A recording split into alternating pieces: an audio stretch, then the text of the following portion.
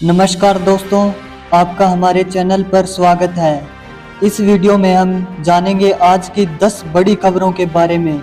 चलिए शुरू करते हैं वीडियो को। हरियाणा के चुनावी रण में अब कूदेंगे बड़े चेहरे।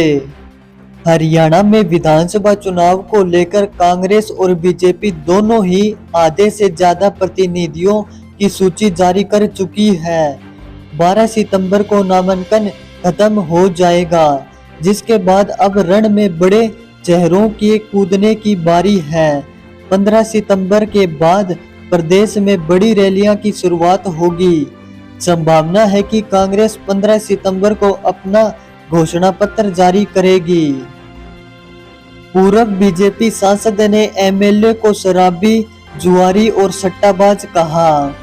हरियाणा में रतिया से बीजेपी प्रत्याशी सुनीता दुग्गल ने बीजेपी छोड़कर कांग्रेस में शामिल हुए रतिया विधायक लक्ष्मण नापा पर तीखी टिप्पणी की। दुग्गल ने लक्ष्मण नापा पर शराब पीने और जुआ खेलने का आरोप लगाया।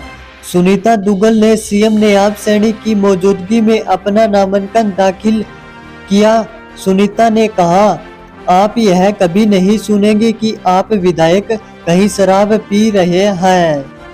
हरियाणा के स्वास्थ्य निदेशक ने नौकरी छोड़ी। हरियाणा में स्वास्थ्य विभाग में डायरेक्टर हेल्थ सर्विसेज के पद पर कार्यरत डॉक्टर कृष्ण कुमार ने नौकरी से इस्तीफा दे दिया। डॉक्टर कृष्ण आज भारतीय जनता पार्टी ज्वाइन करेंगे। उनके रेवाड़ी जिले के बावल सीट से चुनाव लड़ने की संभावनाएं है। यहां से मौजूदा विधायक और नयाब सैनी सरकार में कैबिनेट मंत्री डॉक्टर बनवारी लाल की टिकट खतरे में है। बीजेपी ने पहली सूची में इस सीट को होल्ड पर रखा दिया था। बीजेपी की आज दूसरी सूची हो सकती है, जिसमें बावल सीट से भी प्रत्याशी की घोषणा होगी। हरियाणा में एएपी उम्मीदवारों की दूसरी लिस्ट, 9 नाम। हरियाणा में आम आदमी पार्टी ने 9 उम्मीदवारों की दूसरी लिस्ट जारी कर दी है। इसमें बीजेपी छोड़कर एएपी में आए पूर्व मंत्री प्रोफेसर छत्रपाल सिंह को हिसार के बरवाला से टिकट दी गई है। कांग्रेस से गठबंधन की बातचीत टूटने के बाद एएपी की यह दूसरी लिस्ट है। कल एएपी ने 20 उम्मीदवारों की लिस्ट जारी की थी। हरियाणा में एक फैसला देर से लेना बना मुसीबत। तारीख थी 1 सितंबर। इस दिन हरियाणा के 22 जिलों में राष्ट्रीय स्वयं सेवक संघ यानी आरएसएस की 22 बैठकें हुई। इनमें जिले के वरिष्ठ पदाधिकारियों से लेकर शाखा प्रमुख तक शामिल हुए। फिर 7 से 9 सितंबर तक हर विधानसभा क्षेत्र में आरएसएस के वरिष्ठ पदाधिकारियों की मौजूदगी में बैठकें की गई। कुल 3 दिन में 90 बैठकें हुई। छोटी बड़ी सभी मीटिंग को मिला दे तो अब तक 200 से ज्यादा मीटिंग हो चुकी है। हरियाणा में बीजेपी के 21 उम्मीदवारों की दूसरी लिस्ट जारी। हरियाणा में बीजेपी ने उम्मीदवारों की दूसरी लिस्ट जारी कर दी है। इस लिस्ट में 21 उम्मीदवार घोषित किए गए हैं।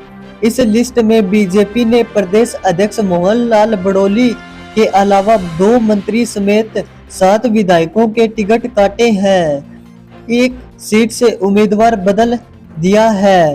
पिछला चुनाव हारे 2 पूर्व मंत्रियों को फिर से टिकट दिया गया है। 2 मुस्लिम चेहरों को चुनाव में भी उतारा गया है। लाडवा में बीजेपी नेता ने बढ़ाई सीएम की मुश्किलें। हरियाणा के लाडवा विधानसभा सीट पर चुनाव लड़ रहे मुख्यमंत्री नयाब सिंह सैनी की राह में अब बगावत के बादल छा गए। बीजेपी नेता संदीप गर्ग टिकट न मिलने से नाराज चल रहे हैं। उन्होंने लाडवा की मंडी में कार्यकर्ताओं की बैठक बुलाई है। इस मीटिंग में संदीप गर्ग आजाद उम्मीदवार बनकर चुनाव लड़ सकते हैं। बता दें कि लाडवा की राजनीति में लंबे समय से सक्रिय गर्ग का यहां अच्छा खासा रुतबा है और उनकी बगावत से बीजेपी को भारी नुकसान झेलना पड़ सकता है। महम में विधायक बलराज कुंडू ने किया नामांकन। रोहतक जिले के महम विधानसभा से विधायक बलराज कुंडू ने अपना नामांकन पत्र दाखिल कर दिया। इससे पहले उन्होंने महम में जनसभा का आयोजन किया। नामांकन भरने से पहले महम चौबीसी के चबूतरे पर ठोक लगाने पहुंचे। इसके बाद काफिले के साथ पहुंचकर उन्होंने नामांकन दाखिल किया। जनसभा में विधायक बलराज कुंडू ने दागी पिता पुत्र पर निशाना साधा। हुड्डा के समधी का कांग्रेस हाईकमान को चैलेंज। हरियाणा के पूर्व कांग्रेसी मंत्री करण सिंह दलाल ने बिना टिकट मिले पलवल विधानसभा सीट से कांग्रेस कैंडिडेट के तौर पर नामांकन भर दिया। कांग्रेस हाईकमान ने अभी इस सीट पर उम्मीदवार की घोषणा नहीं की है। करण दलाल हुड्डा के समधी है। वह लोकसभा चुनाव में फरीदाबाद से टिकट न मिलने के बाद नाराज चल रहे थे। हालांकि चुनाव अधिकारी ने उनका नामांकन लेने के बाद 12 सितंबर तक पार्टी का आधिकारिक पत्र जारी करने को कहा है। डेरा प्रमुख राम रहीम की बड़ी मुश्किलें। सुप्रीम कोर्ट ने डेरा सच्चा सौदा के प्रमुख राम रहीम सिंह को रणजीत सिंह हत्याकांड में बरी किए जाने से जुड़े मामले में नोटिस जारी कर जवाब मांगा है। डेरा सच्चा सौदा के मैनेजर रणजीत सिंह की वर्ष 2002 में हत्या कर दी गई थी। इस मामले में सीबीआई कोर्ट ने राम रहीम को दोषी करार दिया।